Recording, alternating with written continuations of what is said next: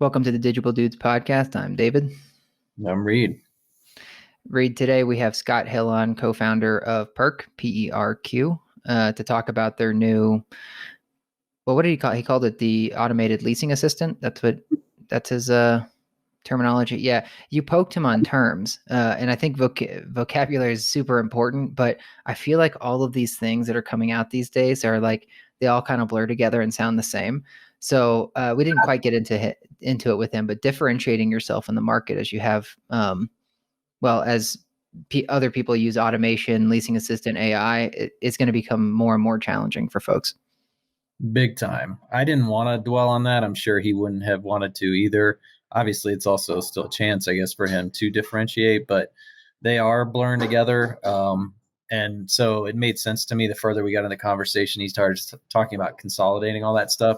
Doesn't mean that you're not still going to battle some of the, the terminology or the confusion, but the more that you can eliminate all that noise and bring it into one solution, the more that makes sense. It's also harder, obviously, but there's going to be great kind of reward, I guess, if he's able to see out that vision.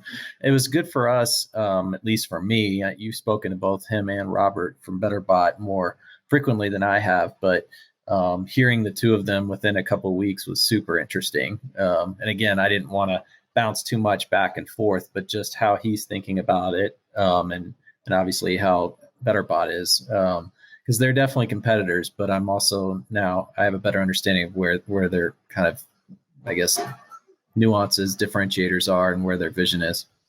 Yeah, I mean, maybe he would challenge it, meaning PERQ, but it sounds like PERQ is going for a larger platform play, whereas BetterBot is going for a quicker on switch, right? And he didn't directly say it, but he did mention setup sort of between the lines.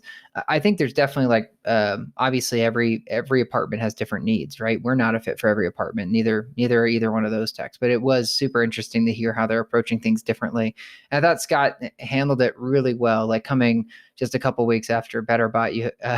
I just thought he was like, I don't want to say diplomatic, because I'm sure it sounds like he has great respect for BetterBot as well, but I just, being the follow-up, I feel like is harder than being the first end. And I thought he did a great job. Yeah, I suppose I was asking myself that very question while he was answering some of these questions was, would I rather have waited and been behind BetterBot, or would I have rather answered first? But either way, he was great. He's obviously a natural speaker and, very good with his thought leadership, great ambassador for the company. And it's fun to hear another entrepreneur just kind of go off on innovation and, in the industry that we're in. So I really enjoyed the conversation. So Reed, are you saying, put yourself in these shoes, but you're back pitching AFW? You're going, that there's a cattle call of agencies coming through. Do you want to go first, last, middle? What's your choice?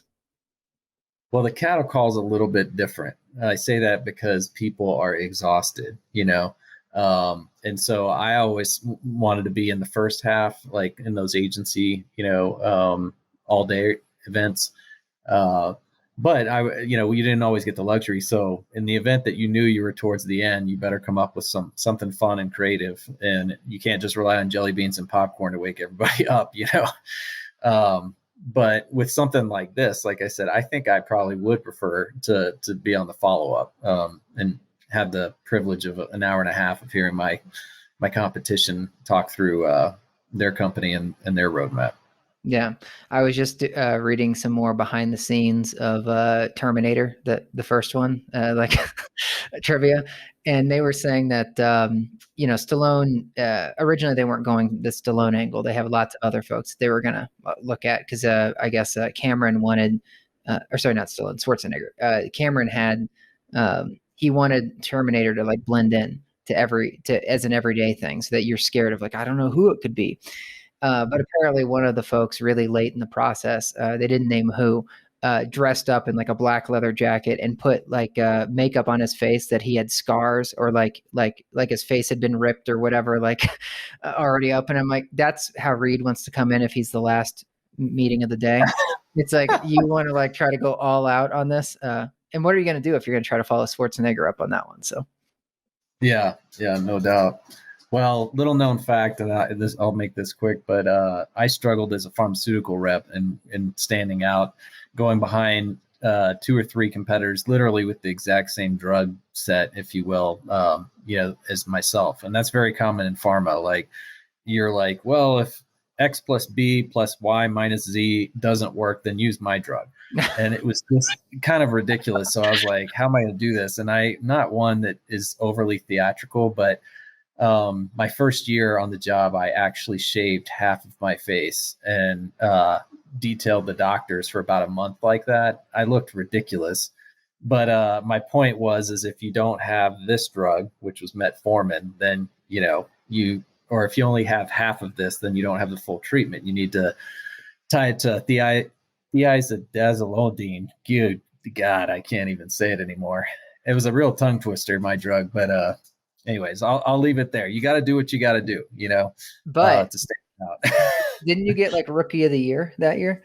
I did, and that was part of it. In fact, my beloved old boss, Doug Cox, he told me he said that, like, when each region was like presenting their nomination, he was like, "This guy is crazy. He went around with half a beard for a month trying to sell our drug." And I don't know if that pushed him over the limit, but he was like, you got to appreciate the creativity or the craziness, whatever. Yeah. Well, now when we start going back traveling, and we're coming up behind G5 or apartment SEO, you and I can pull out all the stops. Maybe it'll be opposite sides of the face that we shave off. Right. Yeah, it'll be that. God, what was it? The Greg Kinnear and Matt Damon. There's some they're conjoined twins, and anyways, we're getting off the deep end. Apologies to Scott. It was a great conversation, and you're right. He handled himself extremely well. And they have a super exciting vision. It's a crowded space. I'll say that. That's the one thing I just don't envy about, where he's going. But somebody's going to do it and somebody's going to win big. That's why, I was asking about this race. What's it going to take to win? I thought it was fun to hear him kind of articulate some of that. And what do the horizons look like? Not to repeat things, but what should we expect to see with these AI leasing agents over the next 10, 15 years? I'm really interested to see that. Well, he dropped some really good numbers late in the episode, which I thought were great about lead to lease conversion rates and different things. PERQ was something before where I feel like I was categorizing it in like the widget category, because it's like I didn't know a lot about it besides what was on customers' websites. But then after talking through it today, it's like obviously they're moving into a much different zone. And I think in a way that's great because it separates them from all of these other widgets that people think about. Right. But it is going to become more crowded. But at least this time, instead of sort of joining the pack of widgets, I feel like they're almost like starting the conversation when it comes to automated leasing assistance. Not that it's not out there already, but it seems like a more total solution than some of these other ones I've seen. And so there will be more folks that jump on board. But, PERQ does have a lot of brand equity. It sounds like they're really approaching it well and not in a gimmicky way, because there's other tech out there I've talked to that feels like it's like new buzzword, right? Like AI, machine learning, whatever, NLG. So I feel like they're approaching it in a good way. And it's not something I envy. It's not something I would want to be going into. And so I'm excited about what they're doing and to see it in action. Yeah. Yeah. And I mean, you could tell it's not part of their focus or roadmap right now, but I don't know how it doesn't eventually happen that not only do they get better, like getting somebody further down, right? Because that was where we were discussing it with. It's like, when is that handoff? So are they doing 25% of the work, 50%? What's the efficiency you pick up with these AI leasing agents? And so everybody's expecting that to improve. But he also is pointing how important it is to realize if you do get to them sooner, that that can have a tremendous impact 90 days later, if you're able to get in front of that prospect sooner. So why not make that as big of a priority as getting them as far down the process, And that's to me where it seems like there's a pretty big opportunity, but obviously I could be wrong. I still get excited about somebody like, playing that ILS role in an automated fashion, using the latest and greatest in technology with AI, ML, NLP, NLG, all that stuff. It just seems like that's where this is eventually going to go. And that's not where a locator is fully displaced. But, again, I can't get over that conversation we had. It's like, why nobody is either going after that or marketing that solution to the everyday apartment dweller. Yeah. Well, it sounds like as they train more and more of their data up, they could get there. Like he even mentioned starting to go towards voice, right? And he was like the challenge when you asked him that question about the sort of virtual ILS was just like the data integrations for all the different properties, because you have to get to a certain scale. But frankly, you could start to get to a scale in some sense, right? Like out of the gate, you could be like, well, I'll crawl Google Maps and find out where all the properties are located. And then it could be the very beginning of the whatever, like, all right, well, I want to live in this kind of area. You wouldn't have pricing and availability, but it would give you something to say like, well, I'll email you over 10 properties that sort of match those other criteria that I can get from public sources. Yeah, totally. All right. Well, this was if I seem a little scattered, this was a longer one. This lasted like an hour and 20 minutes. So it's a great conversation, but definitely, I feel spent at this point, but I think it's definitely worth it if you're curious to hear someone, and a company that has, as Reed said, a large vision to sort of, really try to move the industry forward with a lot of the problems that they've seen as they came into it just 4 years ago. Yeah. There's some big puzzle pieces that are forming. It's almost like, thinking about it's the opposite of Pangea. You'll appreciate that little reference, David. Yeah. Well done. but the continents coming together to form one. Are your daughters starting to get into like world science and geology or something? Because I feel like as they move into like 6th and 7th grade, your nuggets are gonna come back around. I tend to be more worldly than I am. They are not hitting this part that just came literally out of my what. Wow. But they are getting into some interesting stuff. So you're right. My random references are going to get that much better or more random as we get further. But my point on the puzzle pieces or the opposite happening, it's like, in talking terms of CRMs, better bots, predictive analytics, AI leasing agents, self-guided tours, it's like you mentioned Zapier. Like if I could just be, the connector of all of that, and that is the home run. But either way, everybody I feel like is actually drifting towards each other, not apart. I don't know if you feel the same way, but it's like this isn't working for anybody, for us to keep being our own continents. So we've got to find a way to come together and not make the integration issue as big as it is, or it's become. Yeah, my challenge with that is I think more and more companies are getting frustrated that they can't quickly connect, and so then they start expanding their own vision and start adding their own feature sets, start to crowd out or on top of others.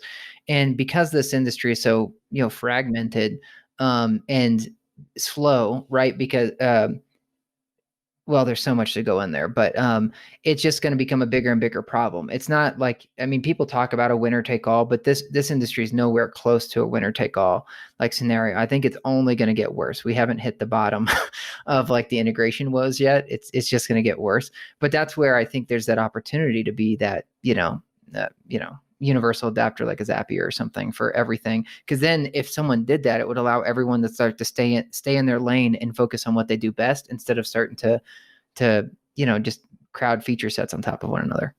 Totally, which is exactly what's happening, and we're trying to avoid ourselves. It's very difficult because you get so aggravated with the time, the maintenance, the cost. There's all sorts of things that are just massive headaches, and then you end up saying, hell, we'll build a CRM. And then you're just adding to the problem. So, yeah, I hope it starts to slow down and winners, I guess, start to surface.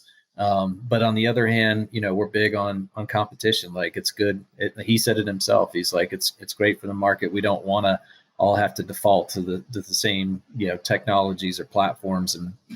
And then you're ending up stunning growth for another 20 years, Yeah. It's tough. Cool.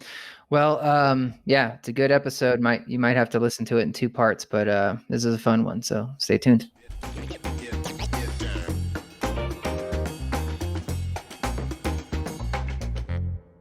Okay, we're here with Scott Hill, the co-founder of PERQ.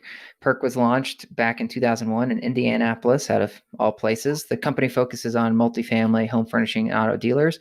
But Scott, you guys have been working on something that you're excited to talk about today, which is your AI leasing assistant, and that's specifically taking the learnings from automotive and retail and bringing those to multifamily, which it seems like you guys are doubling down on the industry. So we're excited to talk to you and hear all that PERQ has going on, and frankly, what you guys are about to launch.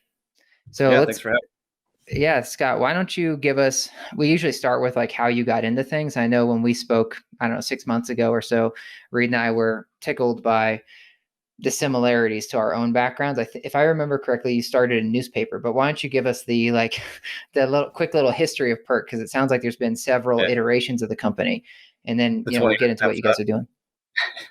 Yeah, I did start in the newspaper industry. So I got some quick management experience in there, climbed the ranks a little bit and got some in the trenches knowing how to manage people. And I also wanted to kind of start my own business and saw the opportunity around doing some things for auto dealers. So I took the experience of working with them in the newspaper side and branched out and started doing some printing and mailing. So still in the print industry and doing a lot of direct mail on that side of it. But that really is where we started developing a lot of the company expertise that is still there around engagement and conversion. And so a lot of work being spent into how do you get a consumer to see a piece of paper and act, and then how do you track the conversion on it? How do you report your value? So that's really what we spent our first 7 years of growth in automotive and print marketing. A lot of the direct mail side of it grew tremendously well on the direct mail side. We started bringing in technology to be able to put technology in the dealerships to start tracking that conversion, and went through all that growth. Actually started taking our offerings back through newspapers.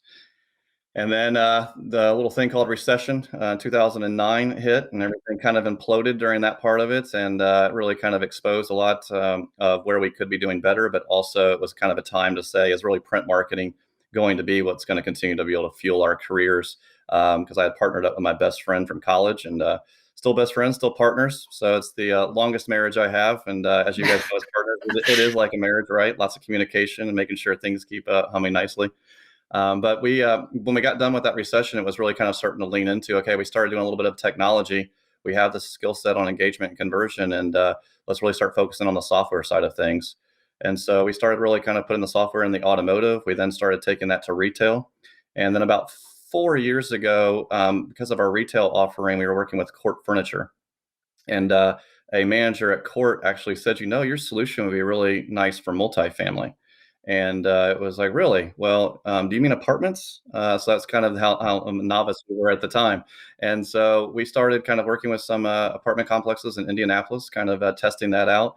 And from there, we really started spotting the opportunity that existed in multifamily, that we really felt like we could bring a lot of value into this industry.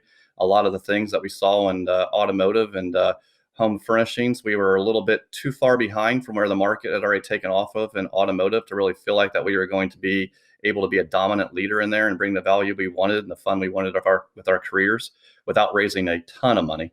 And so we really saw multifamily and where it was, and it kind of looked like an industry that was about 5 years behind automotive. And so we knew we had this, if not more. And I'd say it's 5 years behind now. It was longer 3 years ago. COVID certainly ramped it up. So we really started investing in multifamily quite a bit and now actually purely dedicated to multifamily. We still support some of the existing businesses on the other side of the house, but we still have a lot of learnings that take place from there. But everything in our development and go-to-market strategy and investment is all around multifamily now. As we talked earlier, once you're in the multifamily industry, it either grabs you or you move on. And if it grabs you, you're 100% dedicated to it in order to be able to win it. So we're excited about that dedication and continue to be able to move forward into it. Yeah. You said 4 years ago was when you guys started apartments, as you called it. Yeah, exactly. Started about the development of the technology 4 years ago, went to market 3 years ago. Wow. So 3 years ago is when we hired our first salespeople in, and have a whole lesson on what it's like to enter trying to scale quickly in multifamily when you don't know anything about the industry. So we're looking forward to being able to do it a little bit more correctly with our new launch. Wow. I would have thought that you guys were in this industry for like 8 years, because I remember your name. I must have seen your name like right after you guys started then. But it just felt like you'd been established here for a while. So fooled me.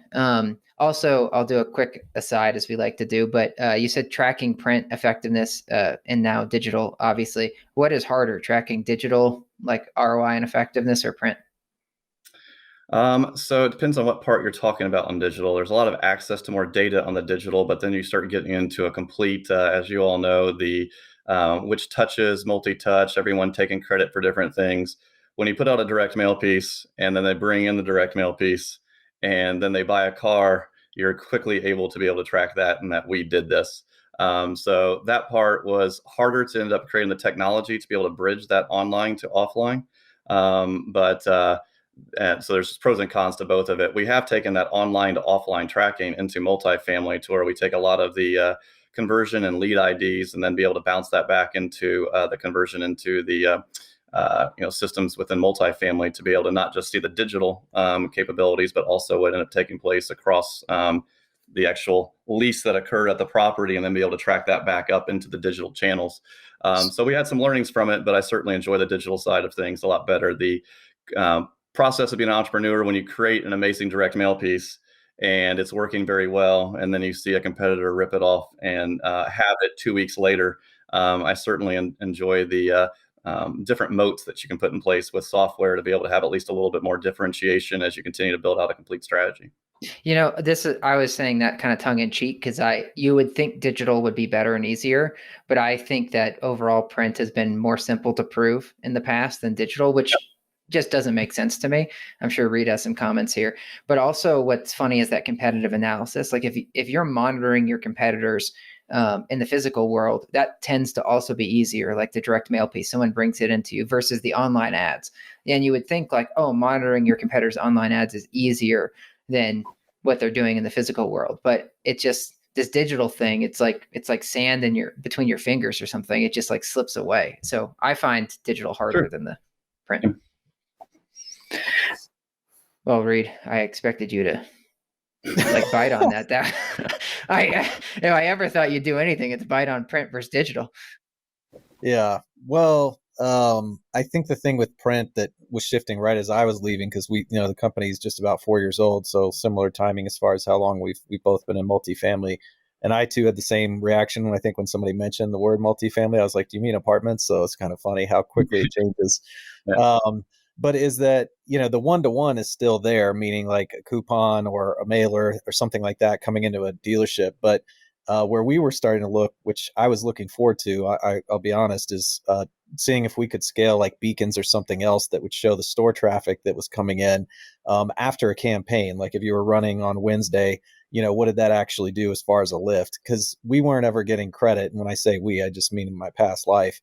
Yep. For web traffic, for a lot of store traffic, if it wasn't a one-to-one. So that was the good and the bad. And that's where I still think they need to go. But, it costs money to do that. And most of the newspapers are not owned by groups that are willing to invest in that type of stuff, which I think is unfortunate. I'm curious, and I'll ask this now, Scott, if you were to sell PERQ for, $10 billion, would you go buy a newspaper or? No. Okay.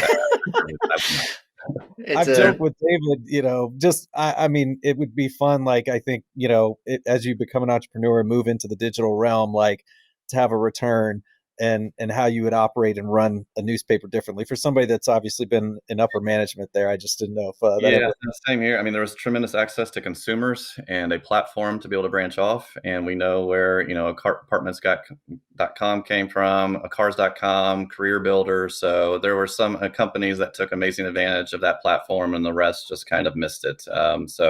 If I would have been back there with what I know now, that would have been a fun time to buy a publication and launch a whole technology kind of platform. But at this point, no, I think there's a reputation. There's a quote there of forget who said it, but the CEO with a great reputation that enters an industry with a poor one.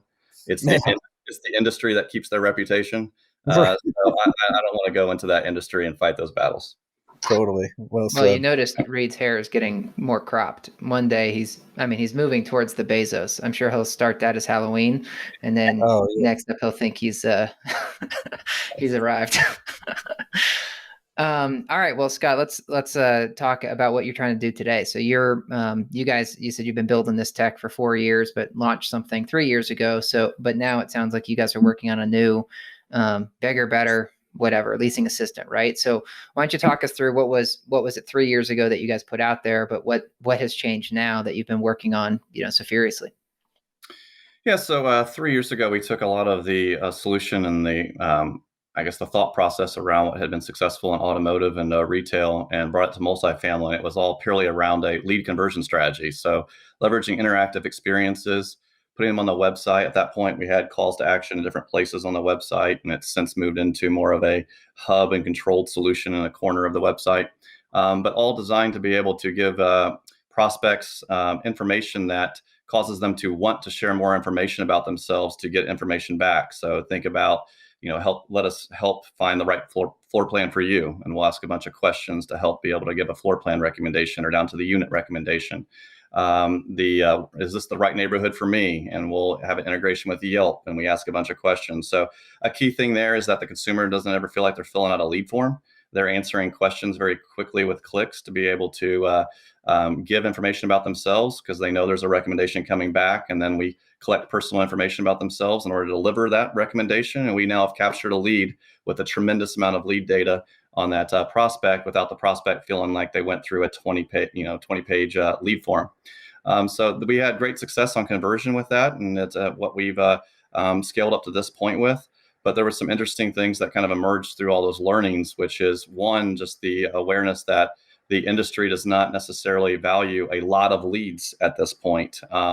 That there's a part where just some dynamics that are in there that were a little different from the other markets. And this is one thing I do want to be able to hope to touch upon, is that coming from the outside and looking at the lead conversion strategy, there was just some blind spots that we kind of saw there. And I don't really necessarily want blind spots. We kind of uncovered their blind spots.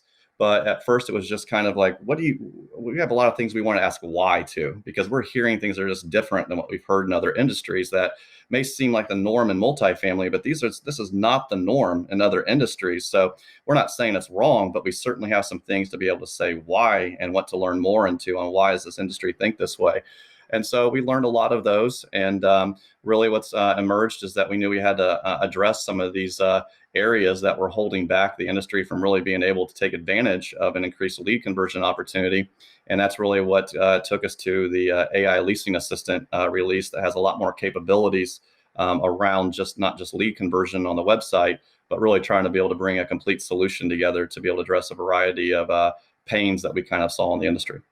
So if I dumb this down for myself and repeat back to you, but before, you guys were this, conversion widget on the website. It was a way for people to quickly get information and submit interest, but you guys also gathered a lot of data that the clients could use, however they decided to try to, improve their marketing campaigns or their customer journey or whatever. But then over the years, you've seen like, well, shoot, we send a lot of leads to customers. This is me guessing. But they're not really doing anything about those. Like, we may get 100 leads and they're just not responding fast. And now I feel like they're burning those leads. So what the pain point being, man, a leasing agent is inundated with new prospects. How do we help them through that journey? Because basically, if I'm a customer of yours, at first I may be excited. Great, PERQ sent me 100 new leads. This is tremendous. This thing's worth it. But now I don't know. I can't get to them. So now I'm like, well, should I keep paying for PERQ? Because I'm not getting to it, and I also don't have time to use the data that PERQ's giving me back. Yeah, so a lot of things in there that tie into it. So certainly the piece of making sure that the leads are being able to be effectively followed up on. Which kind of takes back into a little bit of just some of the whys that we kind of had to go address as to the other industries we're in. That's just, give us more leads, because we will go and just go buy more product to sell, and we will hire more people to take advantage. If you can get that much demand, then just bring it in. And obviously, when you have occupancy, it kind of has to factor in the equation. And then you have a fixed budget that you're putting on people, and you have to really kind of look at how do you streamline that process. So we looked at trying to be able to, how is it that we add the technology into our solution? And so with our AI leasing assistant, it basically focuses on making sure that we focus on the value of increasing conversion, saving the team's time, and making sure we're collecting better data on all the prospects throughout that journey to be able to be available to marketing and operators to take advantage of, to make better decisions. And where the assistant works is on the website. It works on all the other channels that you can attach to be able, where you're looking at having lead conversion and bringing prospects awareness to the property, and then in follow-up. So we have the assistant being trained to be working in those 3 areas right now to really try to be able to bring one complete solution that ties everything together to be able to have a much easier solution to implement, having one source of data throughout that kind of journey, and be able to make it much easier to update messaging, special offer updates, being able to give one solution around with that, where you can kind of have all of that centralized and be able to be more effective, cost effective as well. So what's the customer journey like? It sounds like, let's say I'm a lead and I'm coming through, as you said, Yelp earlier, or the website or whatever. Does this, and I submit some sort of inquiry, does this assistant basically take over from the leasing agent at first and respond to that query? And if so, how does it end up getting handed off? Yeah, so everything used to go directly into, the team follows up with all leads the same way they've always followed up with all leads.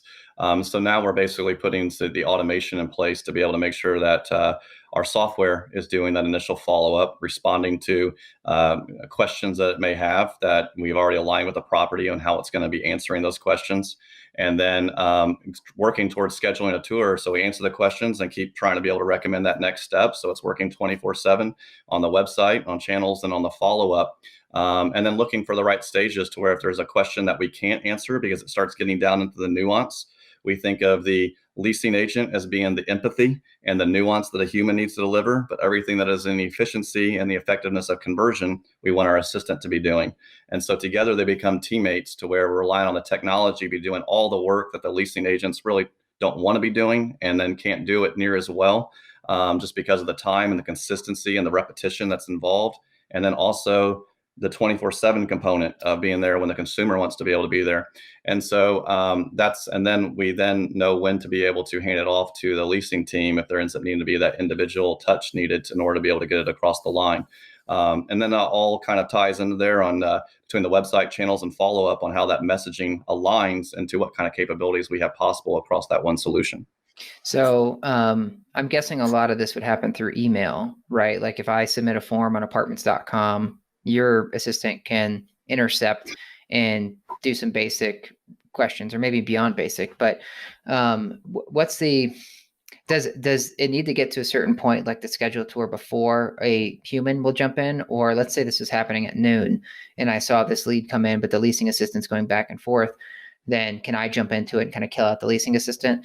And I guess a question tied to there is on the email front. It's not a bot experience if it's coming in via email, right? So how do you give like a delay before it answers the question to that the person asked? Because I just had I submitted a ticket this morning to Zoom.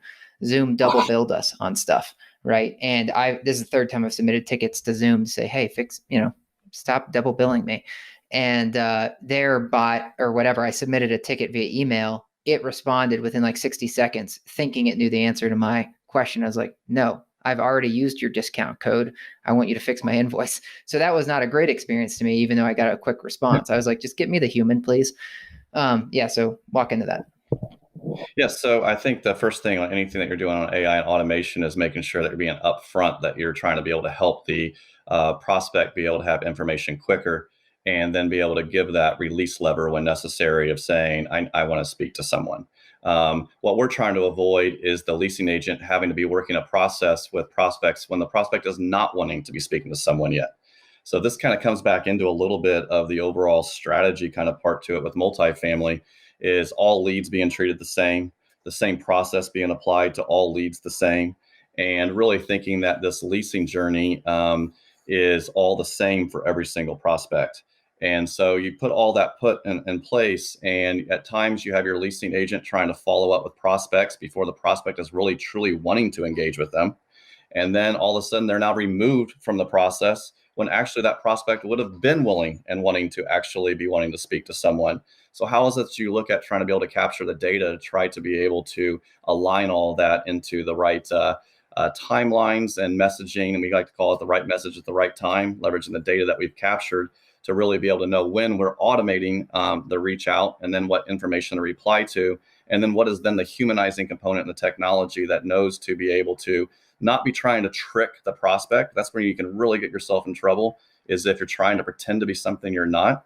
but making it be apparent of the value that you're bringing, and then have it be understood on where that leasing agent delivers their side of the value, and let that prospect be able to determine when they actually engage with that prospect, with that agent. And that's kind of where that magic sauce is, and working that out to be able to make sure that you deliver an effective experience that pleases the prospect, the leasing agent, the marketing team, and the executive that is making that decision to kind of go this route. Yeah, I'll let Reed after this last question here. So it sounds like not everybody automatically gets thrown into this thing. Like some based it on different data points. And do you have an example of that? So that's up to the property. We kind of have a belief that if you hire an assistant, you want that assistant to be doing as much work as it possibly can, and you train it to be able to be the best fit with your team. So we encourage everyone to kind of work with, let us show you what the full assistant can do.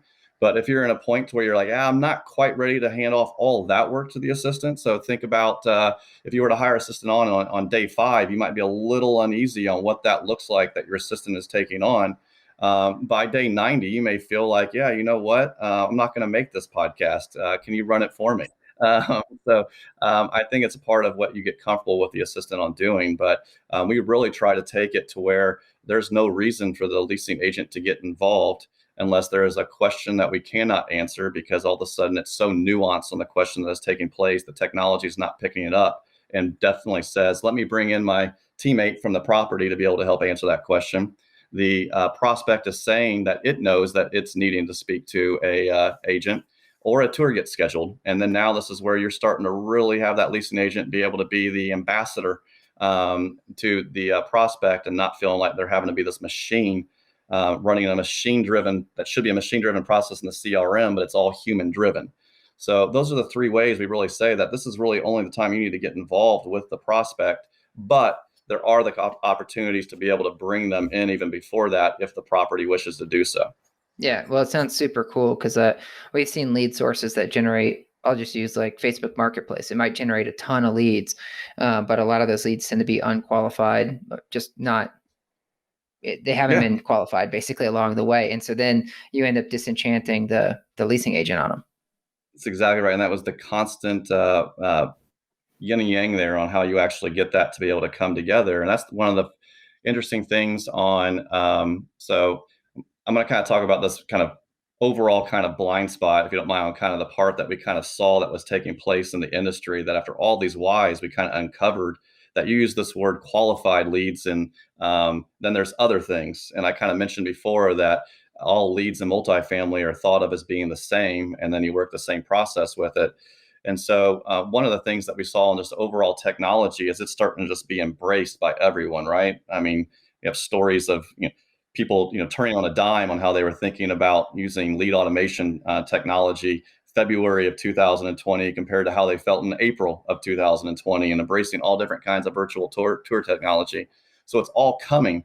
But one of the things that we saw was that as they start looking at bringing technology into their strategy that they use on lead generation, conversion, follow-up with their team, it was really looking at technology to replace some of the or add to some of the existing strategy and processes they had. And I think one of the things that is being missed is looking at technology should not just be looked at as how do you apply it into or replace your existing processes and strategy, but can you actually now with technology back up and say, do we have the right strategy and process in place to begin with? So should we really only be looking at just taking technology and adding it to our existing follow-up, or should we be looking at the complete strategy we use on lead conversion and follow-up with our team? And one of those big areas that came from it was just how much the strategy has been built around a human process at that follow-up level, and then how much that has ended up influencing how the industry thinks about generating and converting leads on the front end, because they've always been constantly wired of having to be able to try to narrow it down before it gets to their team, because they've had to rely on their team for complete follow-up. So you have no opportunity to think about how to be able to go and get creative at lead generation sources and opportunities to be able to have different kind of leads if the only way you have to be able to handle leads is with your team. So when you start thinking about bringing technology that can replace what the team is doing on follow-up, it starts opening up ways to think about, okay, now how can I bring in different types of leads across all the customer journey funnel that could be much earlier in their process or earlier in their research part of their journey. And I can bring them in and take the anonymous website traffic and turn it into a known actionable lead, and now stay in front of it longer through automation, because I'm not relying on my team to be able to have to do all that work. So we've really kind of looked at a comprehensive solution on the leasing assistant on how is it that we can bring in a lot more leads, but still be able to be extremely efficient on what their team is doing. And as anyone would know, the more you bring into the funnel at the top, the more you should have come out of the bottom, as long as you have an effective process working that funnel. Previously, they just did not have an effective process to be able to work it. And that's one of the key things that we've worked on solving. Yeah, I mean, Reed, I remember when I first heard about what PERQ was doing here, I got really excited because this is a problem we've suffered with. We, on the services side, we bring in a lot of leads for people, but people have told us for a couple of years now, like, man, I wish I'd rather have 20 leads and 10 of them good than 100 leads and 12 of them good, because they just would rather like be more efficient with their teams. And I was telling Reed, like, should we do something about this? But I also, I think it was before we started recording, you said integrations are so annoying. And I was like, I just don't want to deal with all those integrations. And so I was pumped when I heard what you guys were doing, because they're like, well, maybe this would be something that we could be recommending to clients to help that. And what you just said about like testing new lead sources. I remember when Facebook leads came out, lead forms came out, and we first turned it on, and the first property I ran it on got 140 leads in a week. And I was like, that's amazing. And then it's like, oh crap, they can't handle 140 leads and they're not qualified. So then it's like, we've had to build things in, like barriers to help make, well, we only turn it on now in certain situations, lead forms, because it can cause a big issue. Yeah, no, exactly. And it really shouldn't. So you have the human process that was causing this mentality of I can only get the best leads. And so then all the search on how to be able to filter down the best leads started happening at the channel choice decision. And, as digital marketers, it's impossible to really use the channels as a way to filter down into what are the qualified leads. But without this funnel type of strategy in place, a funnel and automation, and separating leads out from marketing qualified records to leasing qualified leads. And we don't even like to use the word qualified, because that means some different things in the industry than what it means in the overall marketing landscape. So when we think about these agent-ready leads, as what we like to call them, you need to have that designation of what is my team going and how are we measuring them on their conversion, and then what is marketing doing on generating as many opportunities as possible, that we then have the technology working through to help be able to lead score and reply to, and really try to be getting the tour scheduled all in itself. But then if not, being able to know when to being able to bring that leasing agent because it's agent ready. The other thing I think that really kind of drove the industry to be thinking around, I need the best leads, is because from our research and looking at it and kind of answering these questions of why is the industry operating this way, was really the ILS dependency developed before digital marketing skill sets developed and before lead conversion strategies on the website developed. So you end up having, when you're paying a third party for leads and you have an expensive team working the lead process, everything mentally over the last 10 years has just been moved towards, I want only leads that are definitely going to do this because I'm paying a lot for them, and then I'm paying a lot to be able to get them converted into it.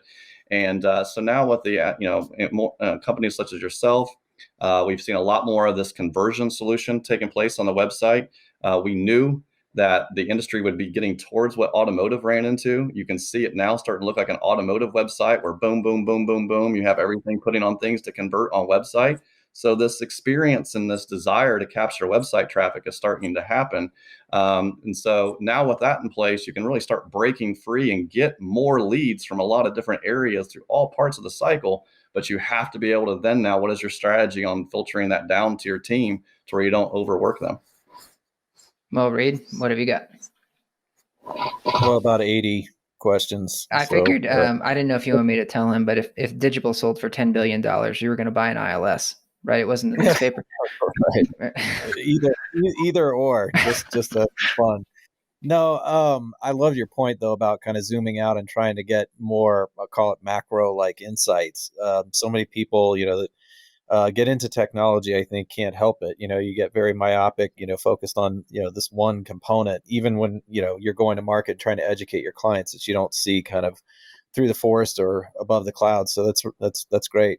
I'm curious to hear more about the AI versus guided conversations. I can't help it because we just had Robert from BetterBot on a week or two ago, and he had said, and I know these aren't the same product, so I'm not confused there, but he was saying AI is still a ways out, and it's just one man's opinion before he felt like it could really be leveraged.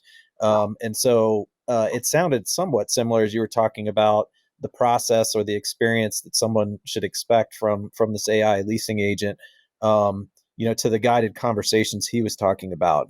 And he was saying he thinks in 3, 4, 5 years maybe is when AI truly can really deliver I guess the promise that people expect from it. So do you mind unpacking that a little bit, Scott? Um, sure. I think there's pros and cons to both. I think that the way to be able to kind of how we think about it is that we are adding in natural language processing into our AI, and that's kind of what we're using to be able to power our chatbot and our follow-up.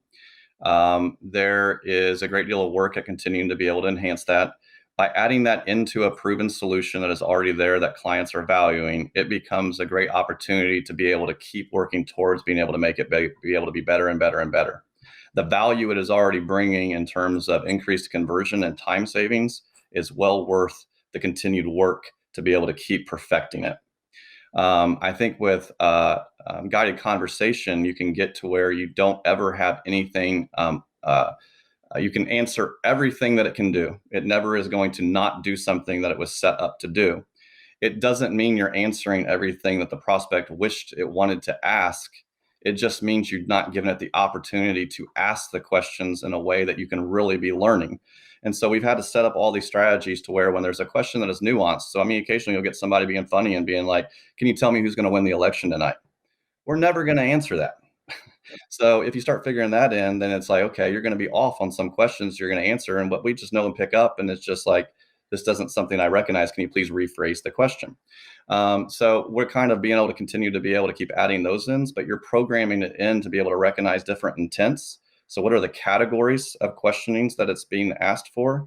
What are the utterances around there? So these are chatbot kind of words and usage to be able to get done to where you keep constantly tightening up that percentage tighter and tighter and tighter. Then you get down to the local property level. So we break it down from global across multifamily. So we keep training it to understand multifamily language.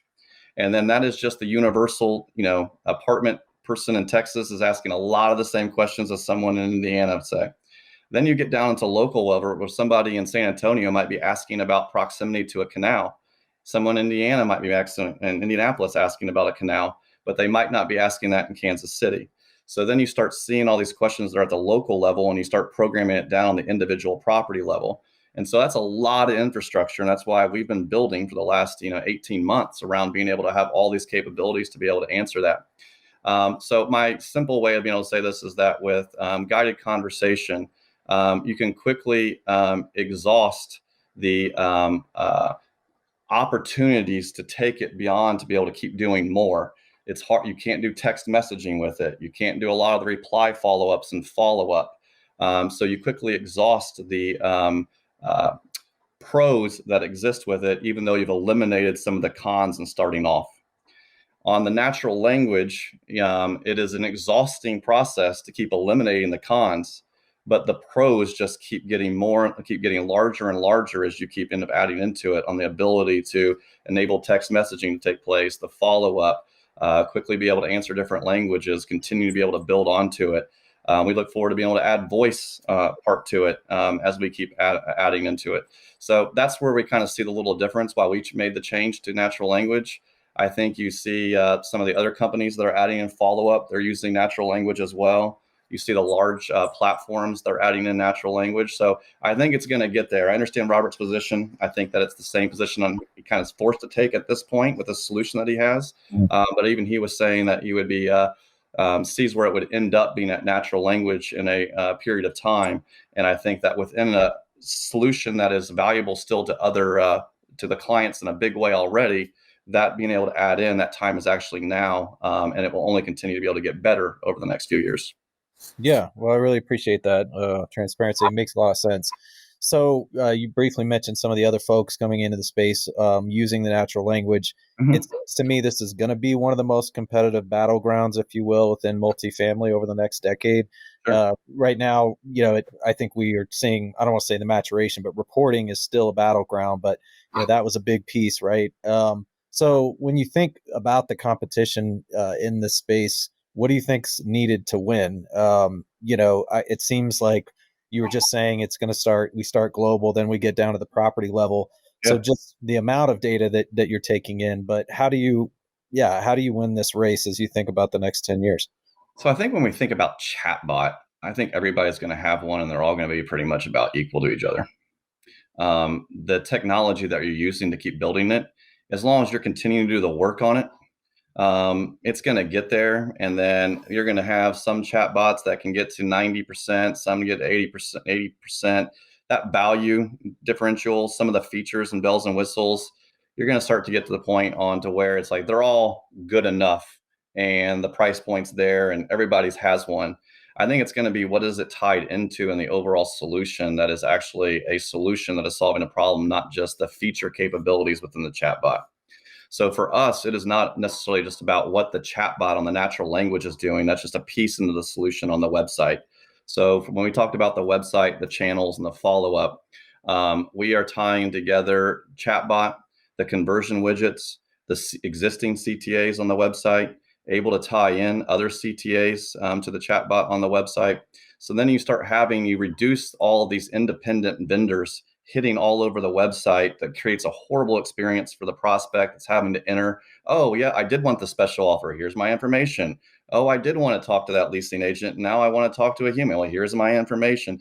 You want to have a connected experience with that one so you can see how everything's working for the property, for them to be able to study, but also to keep gathering up that data to recommend the next step. If I saw that they did the special offer over here, the next best step I'm recommending the chatbot is not to complete a special offer experience. It's to be able to move it beyond that and they're part of the journey. So that's tying it together all on the website. And that's where we kind of start thinking about an assistant in which a chatbot is part of it. But so are the dynamic CTAs that change based on the actions the consumer has already done. So is the interactive experiences and the questions it's asking based on what it's already picked up throughout that solution. That carries forward the same way on the channel, having all those tied together where you're actually applying the assistant to there. And then it ties into the follow-up to be able to be leveraging, David, you kind of mentioned about email and using the email as a part of that process. That's obviously a key component that we have to have because a lot of the leads, they come in from other sources are email. That's what they have, and they don't have any kind of opt-ins allowing for text messaging. But again, a kind of example of having one solution is that on the website, everything that we're converting on there, we're getting text messaging opt-in capabilities that are TCPA compliant to where now we can be doing follow-up automated through text messaging as well. And text messaging crushes it in terms of follow-up, crushes email.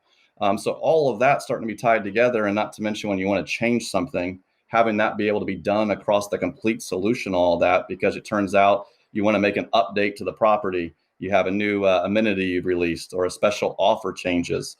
Having all that tied together is something that I think that the industry is going to be moving towards, and that's where we're making big investments on. And that's been confirmed by quite a few conversations with clients that are already starting to deal with the complexity of all the technology choices they have and how do you get it to work together. So this one solution, this one AI leasing assistant platform is really what we're investing in across that entire prospect journey. And then hopefully sooner rather than later, but I've learned enough about technology to know it probably won't be sooner. But then tackling the resident side of the equation as well. Yeah. Well, David, I'm sure you have questions, thoughts on that, but if I could squeeze one more in here. But I like that vision. I mean, it makes a lot of sense to consolidate all these different, I guess as you're calling it, features or widgets, all serving somewhat the same purpose, and then creating a better ultimate, experience for the prospect. So, but what do the horizons then look like, for AI leasing agents? So where I'm going with this, Scott, is if right now it's delivering 25%, of the job, if you will. Mm-hmm. And I don't know if that's the way you're even thinking about it, but in 3 years and 5 years, are you thinking it can do 50% of the work? It can do 75% of the work. So just talk us through like what those horizons look like for AI leasing agents in the next decade. Yeah, so I mean, not just even tied to just our technology. I think that with every technology continuing to work together, so I want to. We're building out this platform that's going to have some key capabilities with it, but we know we need to be able to keep integrating other partners that have specific applications to be able to tie into it. But it needs to tie into something, and it can't just always be the CRM. That's another different thing in this industry that we're starting to see that break away from a little bit. Is where is it that everything's going to work to be able to organize all this messaging and streamline it on technology that's touching the consumer and the prospect. So that's a key part to it. And so when you start having all that happen, I think you start thinking about the leasing agent, and that team starts becoming just a concierge. And I think about the same thing of checking into a hotel. And I'm not really having to go to the concierge to find out where the restaurant is. I have a tremendous amount of access to that already. I'm not needing them to go find my room. I'm not needing to be able to do anything for them. But there's times where I really appreciate having them when there's things where it's like the technology is going to be too difficult to get what I know I need to ask and need help with. And I really appreciate that support there. So I think you're going to continue to see between self-guided tours, virtual tours. It's going to keep moving into more and more leasing getting done purely online. We look forward to being able to move into that on credit checks and applications and being able to allow the consumer to go as far as they want, but really waiting for the prospect to determine when it is that they feel like they need that concierge, and not putting it to where the property feels like the agent is the one that is going to convince someone to move in there. We are beyond that as just consumers of everything that we buy and go and shop with.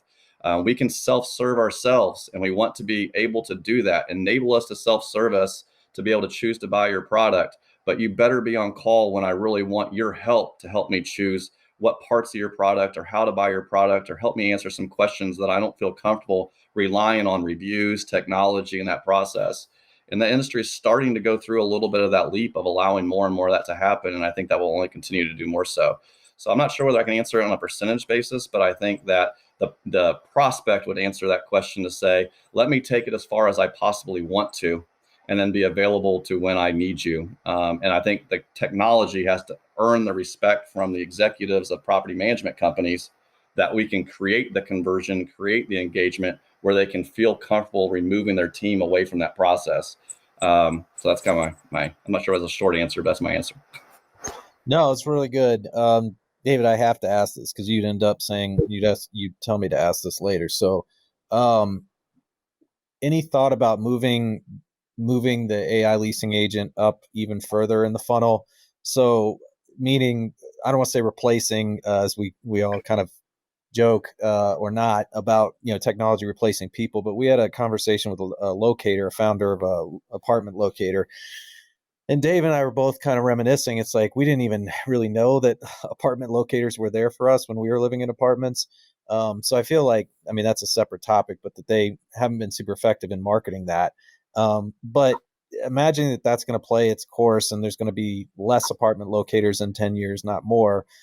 When does an AI leasing agent take over that role, where it's like, instead of intercepting you or waiting till you get to the website or when you're at Yelp, why not, get at the very front of that? It's like, if the NLP is caught up to that level, and go through the discovery up front, and then potentially, as you're saying, stay with them through the whole process until they feel like they need to check out and be in touch with, the concierge at the property.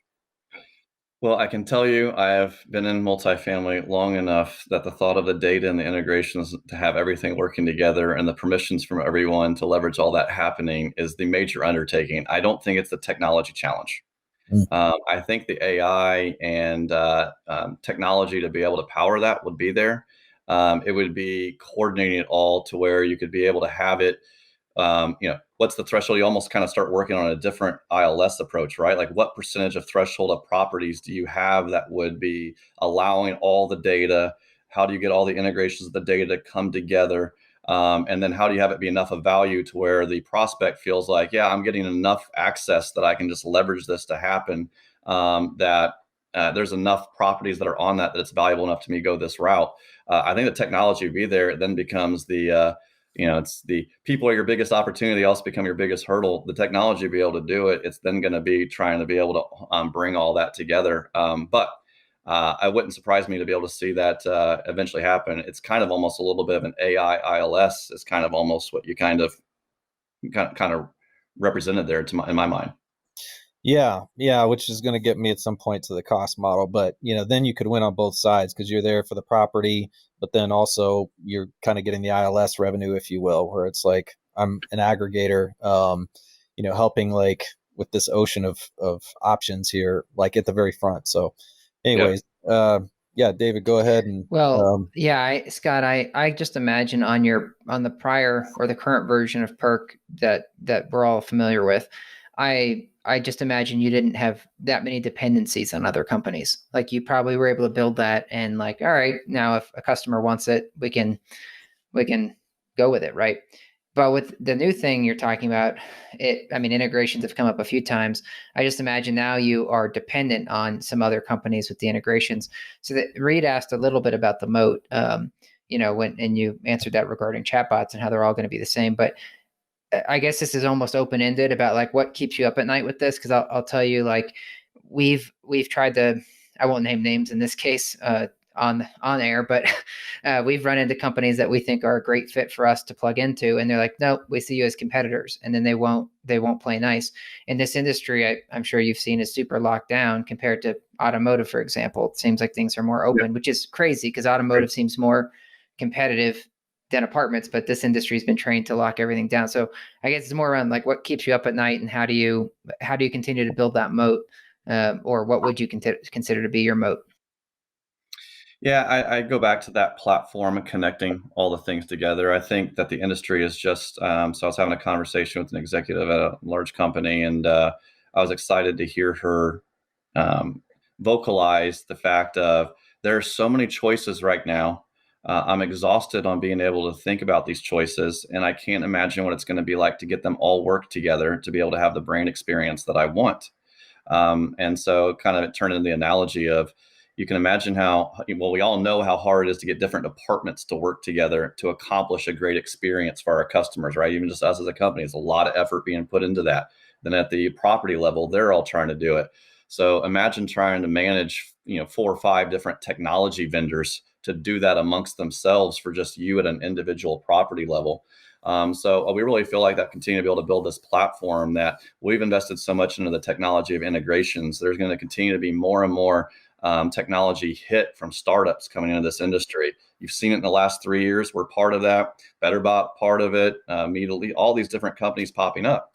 And so think about what's going to be in another 3 years. And if each technology startup and innovation has to go through what we've all gone through in the integration challenge, it's just limiting the industry more and more from not having more value that can be put in there to be able to increase opportunity of improving occupancy and reducing cost. And so we really kind of feel like part of our moat is not just tying this all together across the different functions that an assistant can work on and engaging the prospect or the resident, but also being able to be having that open to where is there a particular technology that fits in well, that isn't something that we're going to be investing in to solve, but really should be in that journey. Now let's make sure we have the right APIs to be able to plug that in to where it's attractive to the partner and attractive to the executive of the company that's chosen us to be able to be a good fit. And so that's kind of where we want to be able to be seen as the base. And then we have these pillars that are key to our technology that you still can turn off, 2 pillars and add in your own third that we integrate with. I mean, we're going to compete against BetterBot, we're going to compete against Me to Lease, but we'll still be working with different of those companies based on having these multiple sides to our house. But ultimately, we want to be able to be that solution to the industry of here is my base as a platform solution. The same way you think about a PMS and a CRM, there will be AI leasing, AI assistant layers on top of that tech stack. And so we kind of see ourselves as being at the forefront of developing that. But whether it's PERQ, and we hope it is, that's coming into the industry, is that has to end up getting solved. It's already in there in other industries. And so you can kind of look at what's out there in other industries, and we talk about multifamily being behind. And it's certainly caught up in the desire for technology, but it's not caught up into some of the evolution other industries have gone through. So you can look at some of these other industries and know there's just a path there. The evolution is now taking place in multifamily, and where it's going to end up And all those industries have a layer over their CRMs that their CRM is used to manage their team. But here is where a lot of this technology is integrating with to be able to give a consistent experience and be able to have access to more data and not be thinking everything has to be pulled from the CRM. And that's kind of where our mode is. We're trying to skate to that puck of where it's going to be, not just addressing today's pain. We obviously have to do that to pay the bills while we continue to invest in that future. That's really where we're headed. Yeah, I mean, I feel like I've told every other entrepreneur that we've talked to in the last year and a half that your next company, Scott, I want to be like the Zapier of property management software. Like we just need that. And so it's not a technology problem as I see it. Back to what you were saying, it's a relationship people problem. You basically have these giant tech companies that decide like, I like you or I don't like you, and I'll let you do it or not. And there's so many examples that we've bumped into where it's like, well, you let them do it, why wouldn't you let us do it, or vice versa? And it's like, we're the same type of company, so why are you treating us different? So I really like what Entrada's done, where it's just open and you can go for it. They're the ones I feel like I wish more people would lead by example there. But I think it'll continue to evolve. Yeah. And I think you're setting a good example too, because as you said, you have pillars of your platform. So like you can still, even if you're competitive with somebody, you can still play nice with them. We're the same way, like on the services side, right? We have pillars of what we do with services, and we'll play nice with someone else that does the same thing we do, but the client wants it. And we know it's better for the client and therefore builds more relationship with us. So if the other vendor sees us as competitor and doesn't want to play nice, that doesn't look good on their brand. It's like you just, over time, I feel like the companies that are more open are going to wear down the folks that have been putting it up. It's just taking a long time to do. So attribution, you talked a lot about like one unified data source of a person's journey. How do you imagine that's going to change with what you guys are offering, but also the industry at large? Because back to automotive, I feel like they handle attribution a lot better than we do in apartments right now. Yeah, they didn't. I mean, there's just so many similarities between automotive and the multifamily. You wouldn't think so, but I mean, they have their ILS counterparts. They went through the phase of dependency on the cars.com and Auto Trader, and then started putting in the website conversion, and then went through all the, can we actually do this well enough to get away from the cars.com? And then how do you leverage cars.com, correctly once you have gotten away from it? So that attribution, I still think it's still there. There's tremendous amount of AI technology in these layers that I kind of talked about. There's probably 10 different choices that are just out there if you Google it for the automotive. So we do believe that will end up coming into multifamily, not at the full scale of that. But on the attribution side to it, what we're continuing to work on is being able to give the accuracy into the data of looking at if we can convert as more anonymous website traffic, and being able to see that journey from what it did before it got to the website and be able to convert it to where it's now an actual known record and then lead, then that's able to be able to see what turns into tours and what turns into leases, to where you don't just have a traffic attribution, but you then have a tour and a lease attribution to be able to apply to it as well, to then be able to be whatever attribution model you want to use. And that can be, I'll let you guys lead that debate. But obviously multi-touch is kind of the word being used out there to be able to be used, and we can have that be able to be set up to look at. There's still a lot of art that goes along with it, even with all that data analysis. So our job, we feel like, is to be able to capture all the data and deliver it in an organized way, have the reporting software to be able to let it sliced and diced however you want it, and then be able to export it out. And be able to work with people such as yourselves to be able to understand how to play the art on the decision-making process. That's kind of where we stop. Yeah. Yeah. I mean, I think a lot of the problem that's been today is that, as you mentioned, a lot of people use the CRM as their like source of truth.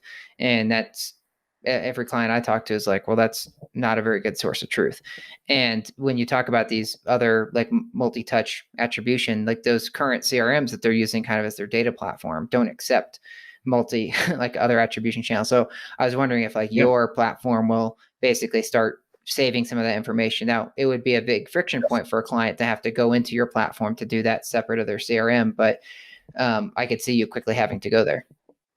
I like how you went into this, because there's a part that I'm not sure the word passionate is the right word around this side of it, but certainly the puzzle. I'm passionate about unraveling the puzzle side of it.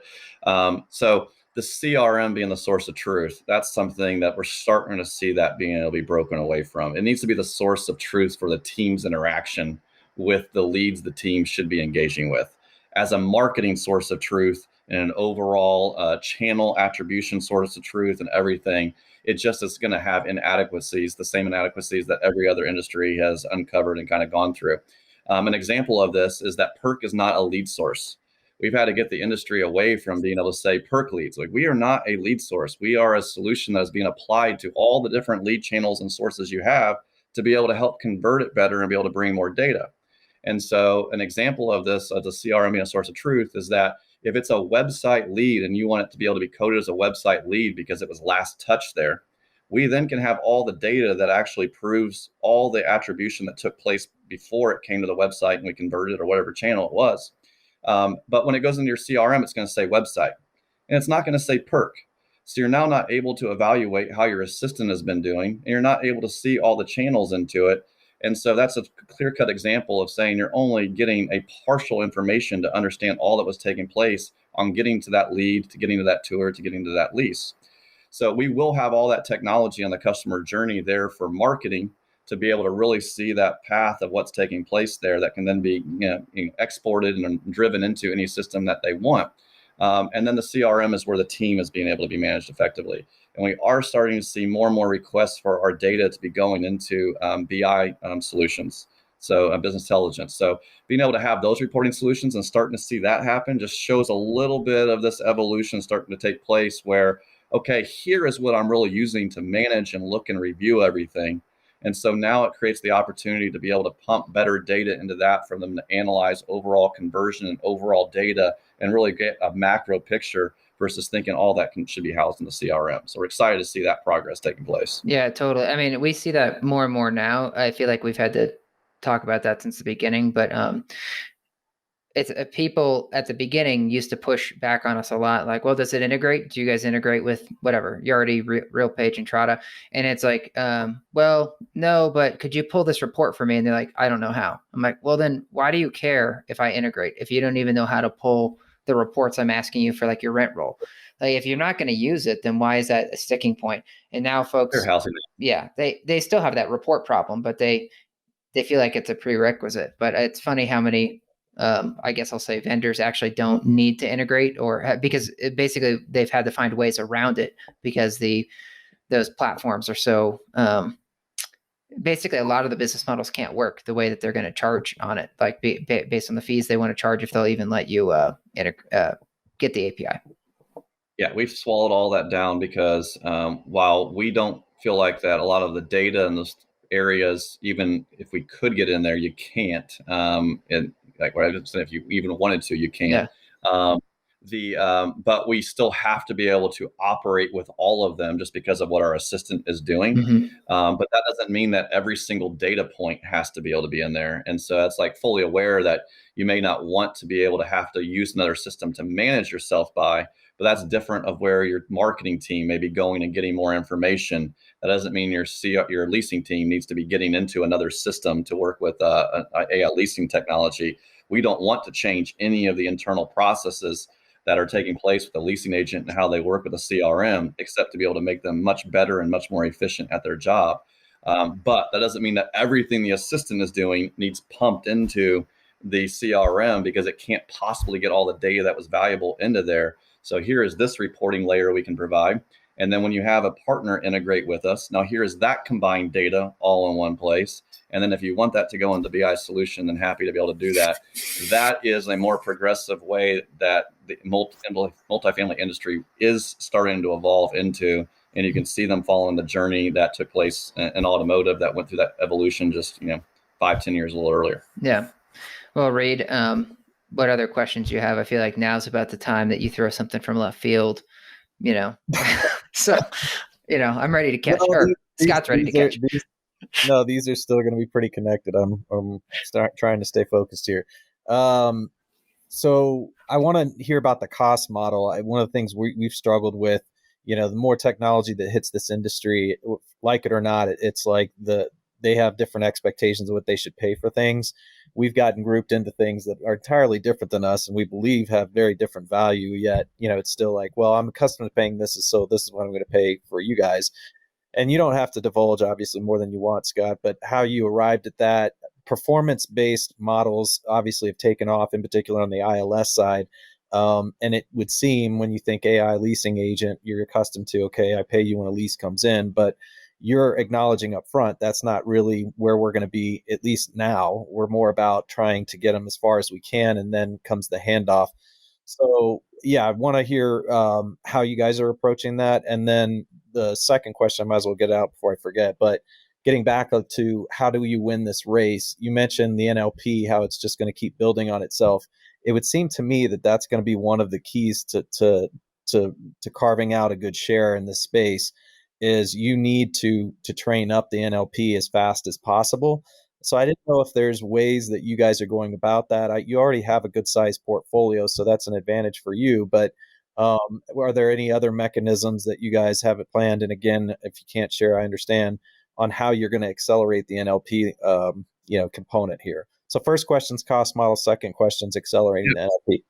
Not great. So on the cost model part to it, we actually like leaning into the analogy of an assistant quite a bit, because it's just an easy way to be able to bridge into a complicated technology and simplicity. So if you hire an assistant, how are you probably paying that assistant? There's probably a wage that you're paying that is just set because it's showing up to work. So that's what we have right now. Now, we have had that question asked a couple times on getting into this incentive-based model, and I would happily entertain a wage plus commission opportunity. And so again, because you might do that for an assistant if they're tied to actually conversion and doing some of those things. So we've gone with a unit-based pricing approach. We have standard property pricing, but it is moving to unit-based to be more conducive to be fitting into the different sizes of properties and not just a set per property. Because that value kind of aligns into what we can provide along with that. And but we actually have a conversation with a client where it's kind of looking a little bit on the performance side.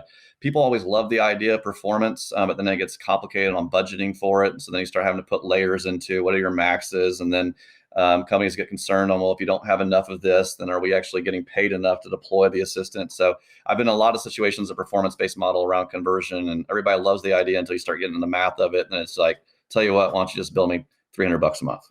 So we'll see on where that ends up going. I do think the math has to be used to justify the expense of what you're paying that is based on that value.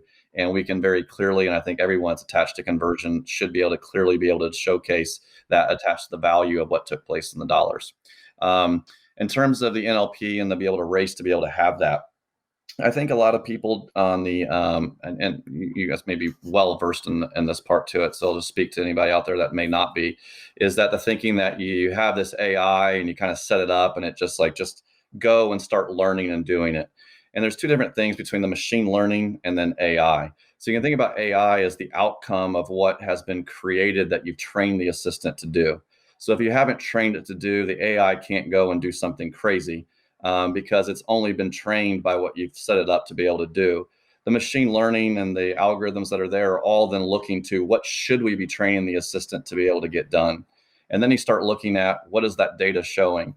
And so when we actually see the data and we start seeing a pattern of if this is the next best intent to be able to add in. So we are seeing a pattern that is coming around on parking questions, that the way we're answering an amenity question, parking is standing out where we could get more refined in the way we're specifically answering parking. So let's add that intent in. Then that just becomes a programmed kind of part to be able to put in. And the technology of the AI NLP platforms, nobody except a few companies is really creating that base layer to operate within that does a lot of that. It's then all the skill of adjusting it into multifamily. That's why I say that they're all going to get to a certain level at a certain point, because the skill is just in training it, and then the training it just becomes a time part of it. So that intent where you have the parking part to it, you then have, okay, now we train it to that, and somebody asked a question about, do you have any policies about dogs barking? And then you answered a parking question with it, because something ended up getting wrong and how it recognized an utterance. And you quickly see that data, that is treated like a bug. That is immediately addressed, because that's not an improvement, that's a quick fix. And that's immediately addressed, and you get that taken care of.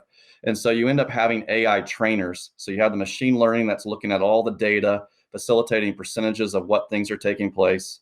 You have AI trainers that are going into that data, looking at the patterns that need to have happen. and then training the AI leasing assistant at a global level that is across all our client base, and then looking at what can then take place on an individual client level.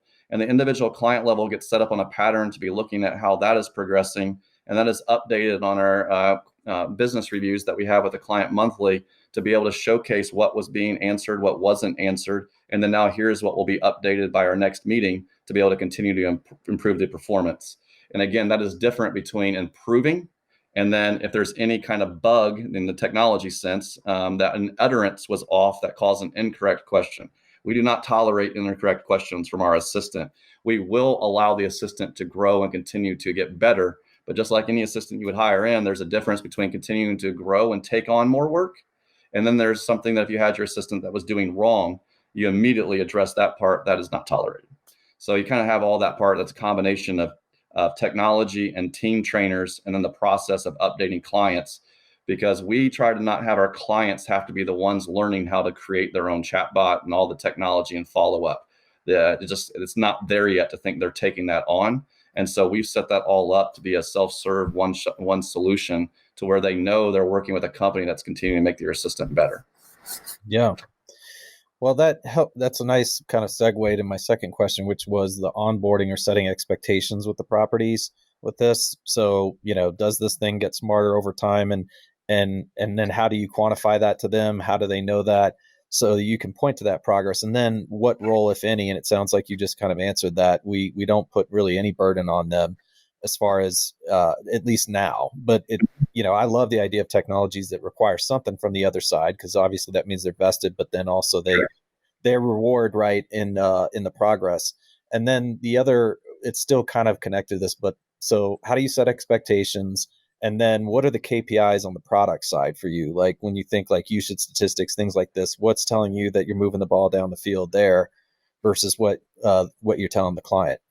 Yeah, so those expectations are just kind of very up front and center about the different capabilities within the assistant, and then what that process will be look like to improve that. So again, I kind of talked a little bit about how we address anything that was incorrect. That is something that we're not waiting for a monthly review to kind of look at. We're addressing that and then acknowledging a piece to it. And those continue to get fewer and fewer, right? Like we wouldn't be releasing this if we were still in the early phases of that. That's been going on for 9 months at this point with some test clients. And so we set the expectations on how it's going to continue to get smarter. We see that we would be doing the work up to a certain level. So you can kind of probably guess, we're guessing that threshold is around that 85% of where you start getting into. It's kind of what we've seen from other industries. You start getting into, well, now we're literally talking about one-offs that you're seeing once a year, but they're, one of those every month, and how do you possibly catch up with those? So we kind of see a place to where it's going to end up being to where here's what we've done for you, and we will invest in some self-creation capabilities to be able to release to where if you're wanting to figure out how to keep taking up that next high level, it's now on that very localized level and have at it.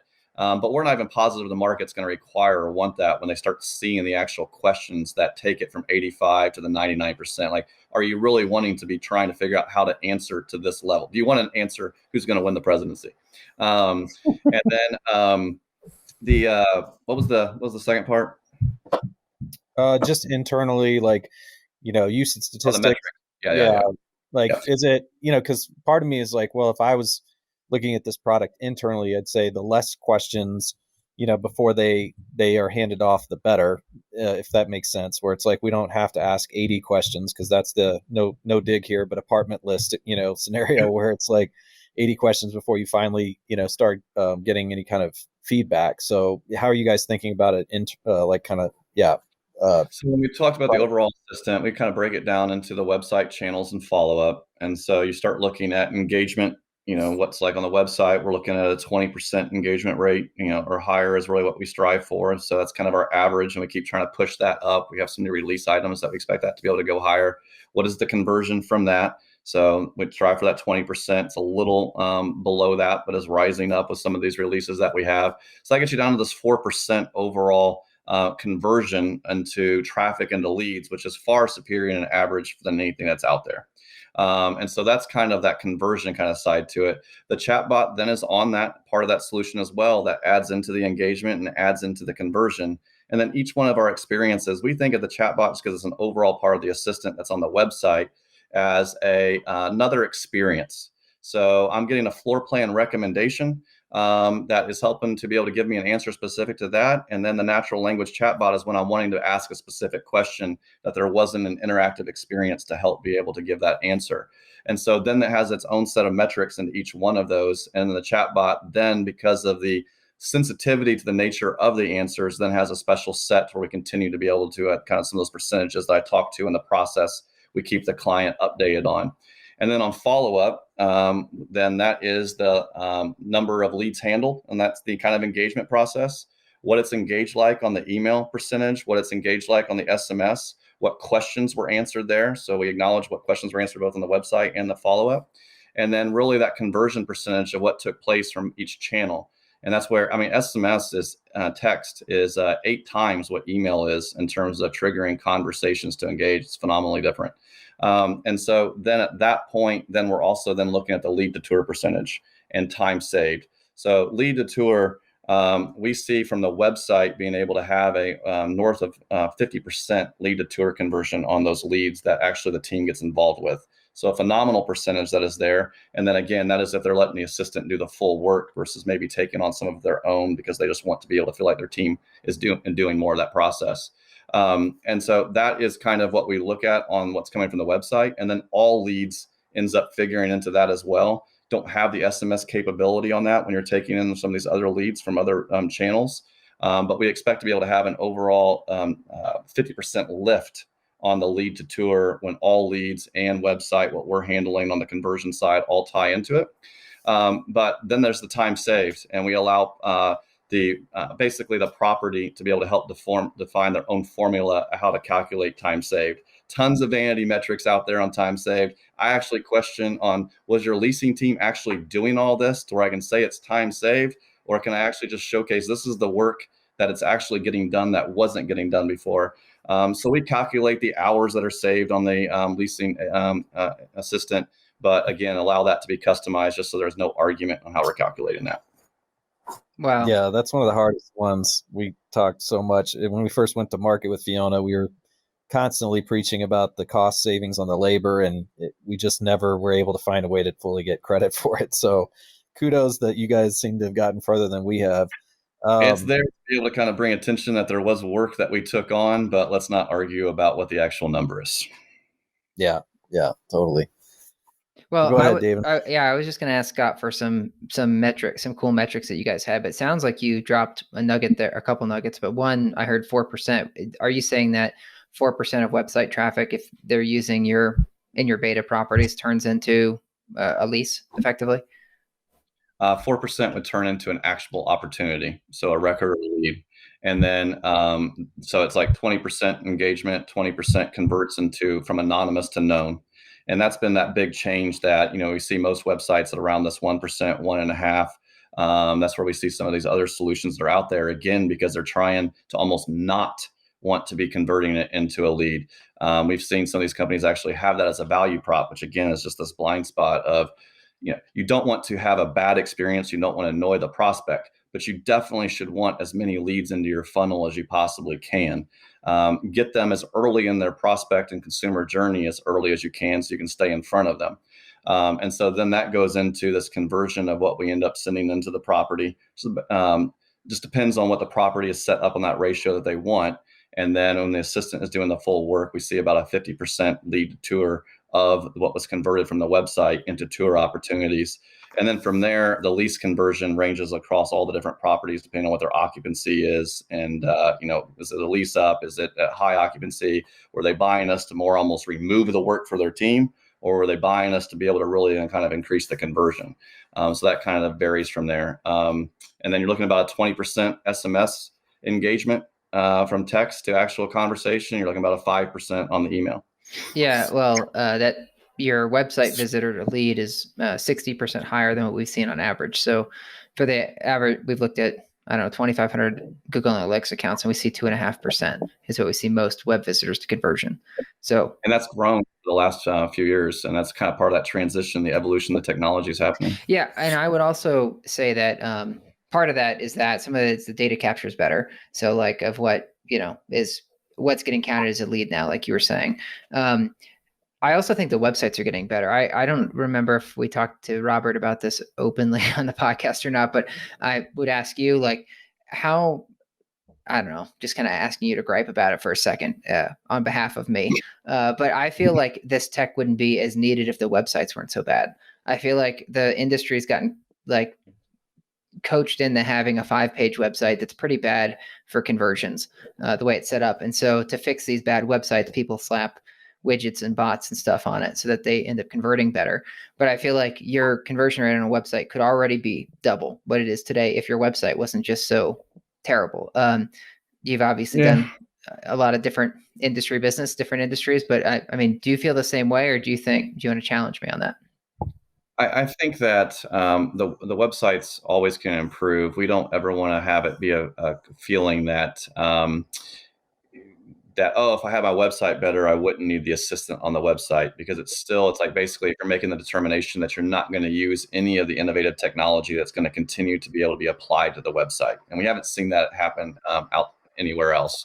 So I think that being able to have a great design website, simple to navigate, and all of that is there. But the skill on the conversion is still very much bottom of the funnel thinking on the website. And so I think a lot of where we kind of come from, where it might not, when you say it might not be needed, is this more of the top of the funnel strategy of converting them earlier. So you think about like a right neighborhood for me experience that's integrated with Yelp. So that is very much a curiosity. Like, what do you mean? What is this? And I'm going through this. That's capturing someone that might not be looking at scheduling a tour or having a conversation. We talk about in the industry, we hear a lot about the time length from that people look at searching for an apartment and then renting an apartment. Our data that we have that we're capturing actually shows that to be longer than what the industry norms are, because we believe that we're getting out in front of the prospects a great deal sooner, and that we're finding that 40% of the leads are saying they're actually looking at wanting to be moving in greater than 90 days. So 5% of the leads that we're capturing, 40% of the leads that we're capturing are actually leasing more than 90 days. And then 5% of those are actually leasing greater than 180 days. So that's a part of not just thinking when we hear a 30-day average, and again, we're seeing longer than that, is not thinking you're building a process that's always around 30 days. What are you doing within that funnel to be able to capture them earlier and then be able to automate the nurturing to stay in front of them based on the timelines that they've given you and that you're picking up from their experiences? So I think that if you're just talking about converting on the bottom funnel of the leads, I 100% agree with you. Being able to have a total funnel strategy where everything ties together to be able to have, we talked about that 100 and getting 12 instead of just giving me 20 that convert into 10. In order to get the 12, and we think it can be more than that, without having all that work, you need to be able to have that strategy applied to the website, and then you need to have the automation tied effectively to that data to be able to get that 100 to actually be 20, but actually have less work on it than what you would have had without 10.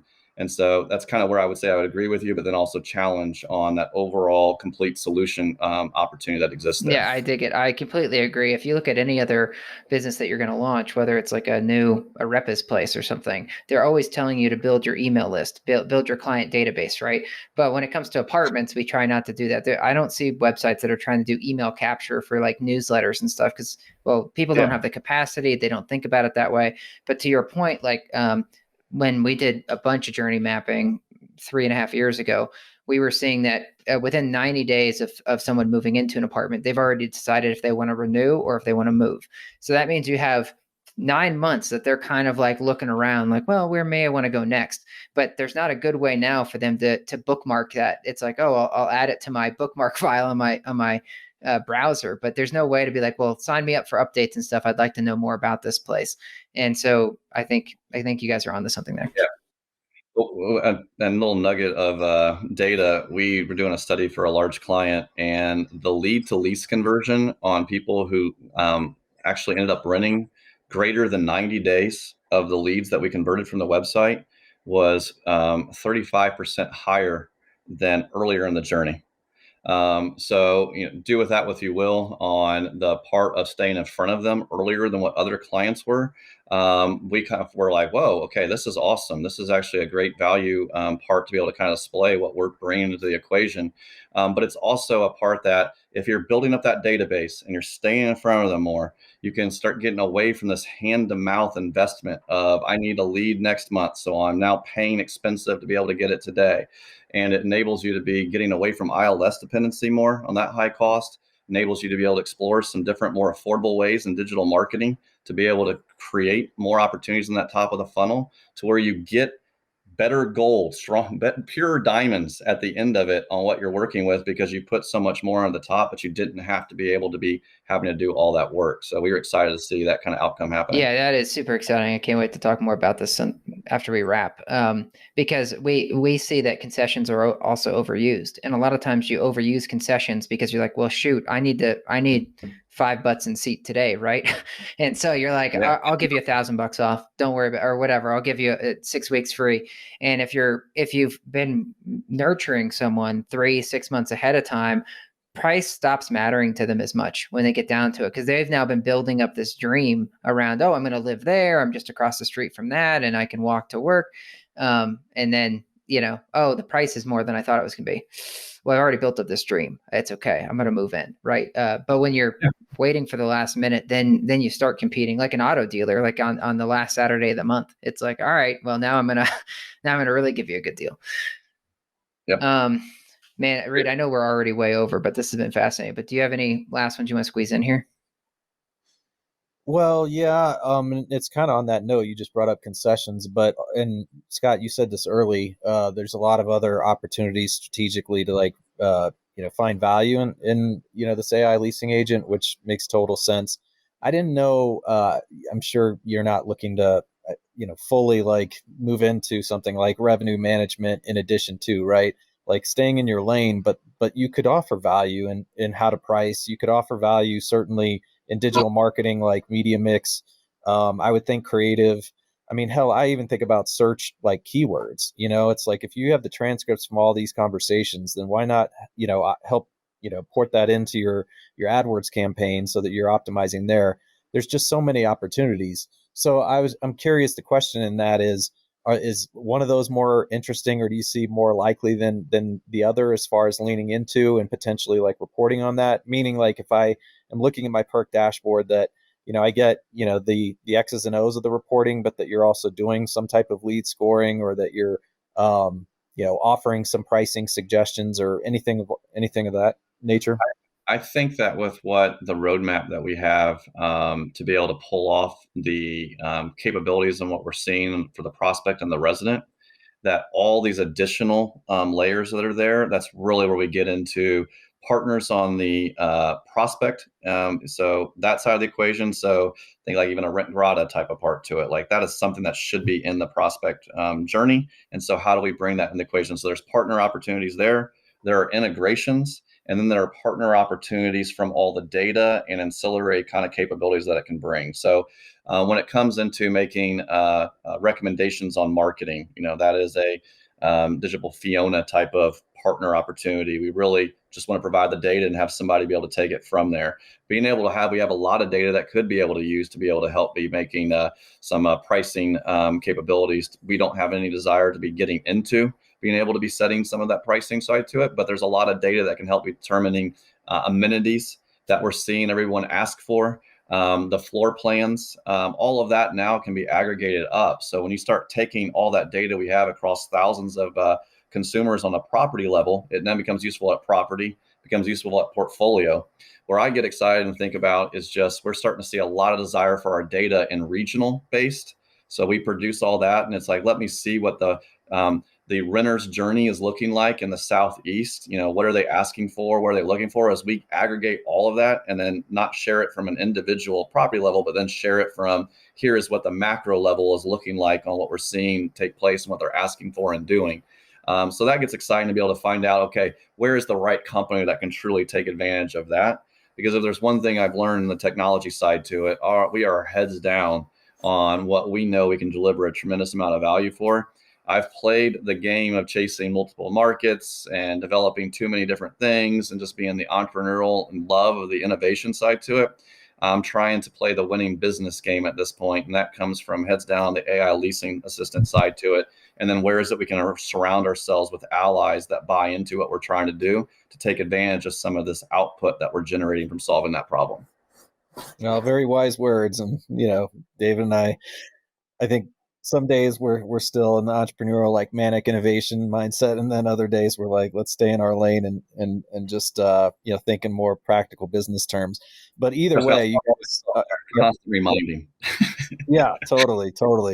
Well, either way, I was just going to say you guys are super well positioned, in my opinion, because there is going to be so much value that you can offer other partners. So it's exciting to think about. Obviously, we love the idea of being able to team up on some things. So yeah, very cool. Well, Scott, is there any last thing that you wanted to hit on before we let you go? Well, we are aggressively launching this, and we are doubling our sales team. So we're looking for partners, and we're looking at adding sales team members. So that needs to be out there. And then besides that, thank you very much for the opportunity. It was well timed for what we're trying to do and spread into the market. And I will at the very least be using this to help educate the team on some thought leadership opportunities. So I really greatly appreciate the opportunity to be speaking theory. Yeah, well, totally, Scott. We appreciate it. This is a lot of fun. So you guys are launching this early next month, so early March. So probably right as this episode comes out. How can people find out more about what you're doing? Are you guys going to have like a quick video that they can do, or is it better to like submit a contact form and get a demo? Like, what's the best way? Just go to PERQ.com. You'll see the PERQ.com, and you'll have our website, and then you'll be able to kind of learn a little bit more about that as we release this in early March. In the meantime, just go ahead and mention that you heard this if you're wanting to be able to get an early preview, and we'll make sure to help you get started. All right, cool. Well, thanks, Scott. I really appreciate the time. All right. Thank you. Appreciate it.